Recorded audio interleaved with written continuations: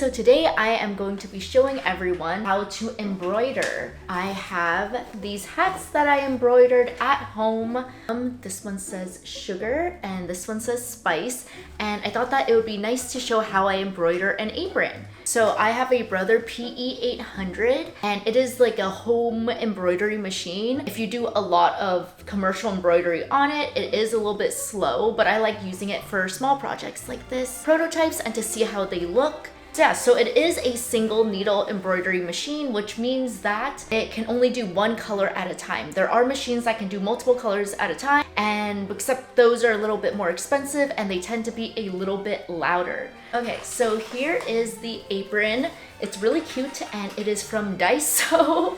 So I thought that it'd be cute to do a little design here. Okay, so let's get started on the drawing portion. So here is a time lapse of my drawing. I typically like to use Procreate on my iPad, and I'm drawing these embellishments, making it very whimsical and adding text in Photoshop. I just got our file back from the digitizer and I'm so excited to see what we're working with. So I did this original text part in Photoshop, but everything else I drew on Procreate. And I normally like to use someone online to do the digitizing portion of it because I don't have the digitizing software. It's kind of expensive. You can buy the software, you can learn the software, that's another option, but it is a little bit expensive and there is like a slight learning curve. Or you can go online. There are people online, like you can get entire drawing digitized for like $5. It's been 24 hours. It usually takes around like 24 to 48 hours, and we just got our drawing back. So we are going to embroider it on our apron now. I also send the embroidery machine file through in a flash drive because you need a flash drive to connect to your embroidery machine. So this is the file that I was sent. If you notice right here, there are different colors, and this is just like a PDF preview of what it'll look like. I'm really happy with how it looks like. When you do this, I usually request that the file will have as little thread jumps as possible. Thread jumps, meaning that's just my word for it. The jump in colors, because I have a single needle embroidery machine.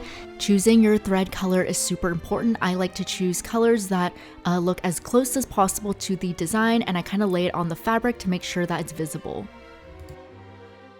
It is a new day. I realized I didn't have the proper red, so pro tip, get all of your threads super ready before you start embroidering. So I'm getting embroidery threads and seeing which ones are the ones that match the closest to my design. This one is a little bit too burgundy.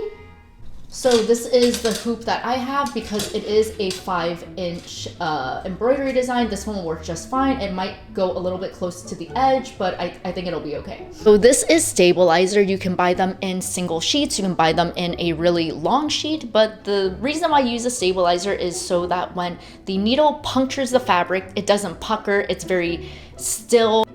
I am now going to hoop my fabric. This is pretty straightforward. So you're going to need a piece of stabilizer. So you are going to place the stabilizer in the hoop, and then you're going to place the fabric on top of the hoop, and then you're going to fasten it with the top portion of the hoop. It sounds kind of complicated, but it's super easy. What you need to make sure is that the fabric is taut on all sides, and when you place your finger against it, it feels like a drum. This is what the embroidery hoop looks like when it's secure. So it should be pretty taut. I would recommend having a line or something to indicate where you want your piece to land. The stabilizer is between the hoop and the fabric, and it's secure so that when you insert it into the embroidery machine, everything is facing the right way. And if not, then you will have to alter your design so it does face the way you want, because you don't want your design to come in like backwards. Okay, so now I'm going to secure it onto my machine. I usually like to keep my machine off while I do this, but in your embroidery hoop right here, you will have these little slots that just slot into the machine. So either lock your machine or turn it off to make sure that your hands don't get mangled, and then just slide it through. It's locked in place now. I am now going to turn my machine on, and it should boot up. So let's give it a second. Keep your hands away while it's booting up. Now keep the carriage away from it. It's gonna move around a little bit.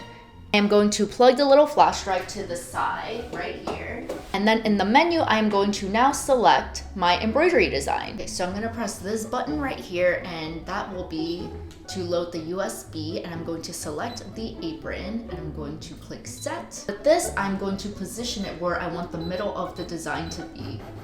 So I think I want it a little bit higher. And this will be the center of the design.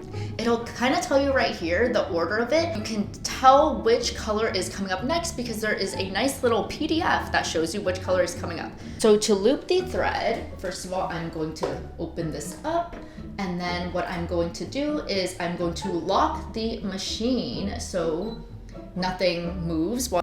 So now we are going to loop the thread. If you've ever looped a thread on a sewing machine, this is very similar. You're going to place the thread into the holder. So just follow the instructions 1, 2, and 3. Just go down, up, and then across all the way down. And then on 3, you're going to loop it under and over. And on 4, you're going to need to catch it. Go down on 5, and then on 6 you're going to have to make it go around this tiny piece. I'm going to zoom in to kind of show you, but it's a little hard to see. So then you're going to make it go across 6 through 7, and then you're going to press the lever all the way in the back, and if you did everything correctly, it should loop it through the needle. It sounds super complicated, but trust me, it's not. It's kind of like threading any regular sewing machine.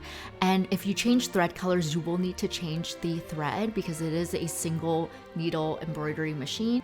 But once it's all threaded and ready to go, you are ready to start embroidering. Make sure that this is down. And when it's down, the little green button will pop up. And then what I'm going to do is click play. And it's starting. So here's how you change the colors. If you need to reference what thread to go with next, you can go reference the PDF provided and you'll see what to do next.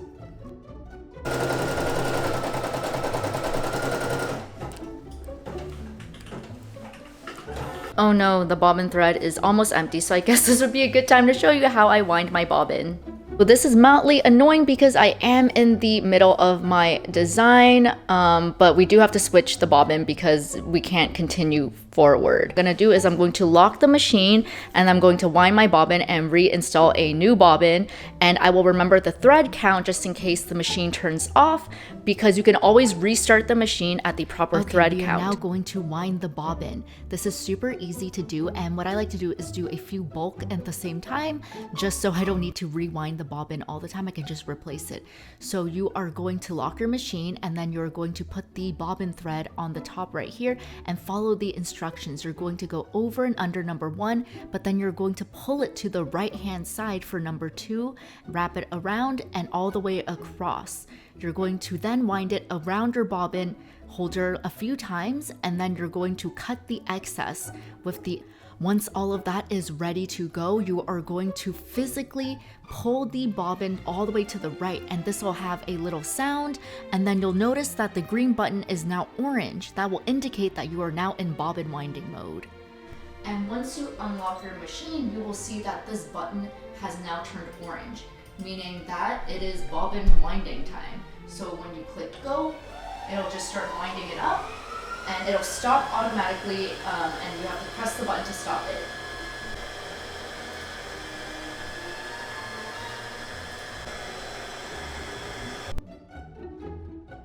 Cool, so it stopped. I'm going to press this button, and you can tell it stopped when it kind of doesn't have anything else to wind. And there you have it, wound bobbins. And now I'm going to install the bobbin and replace the old bobbin. So going to lock the machine. So now I'm going to replace the bobbin in the chamber below. What you're going to do is gently take the piece out. Be careful not to move too many things. And then you are going to take your old bobbin and install your new bobbin. There are directions on how to do this. It's very simple, but you just plop it in, cut the excess, and then replace your hoop, and you are good to go.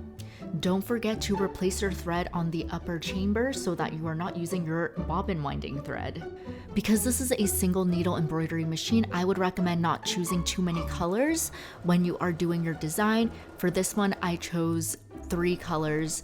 I chose 2 greens, a red, and a white. I would recommend less colors is better just because you don't want to spend a lot of your time rethreading it. Yay, I am finally done, so I am going to cut the thread, finish embroidering, click OK.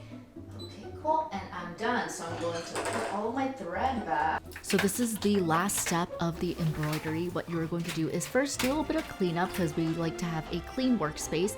And then after, remove the embroidered piece from the machine. You might need to cut a few threads. And then you are going to cut the excess threads. So where the machine jumps around, there will be some threads that you'll have to cut. And you might need special scissors for this so that they can really get in there. This part is super therapeutic, and I like to do this while I'm watching something like a movie.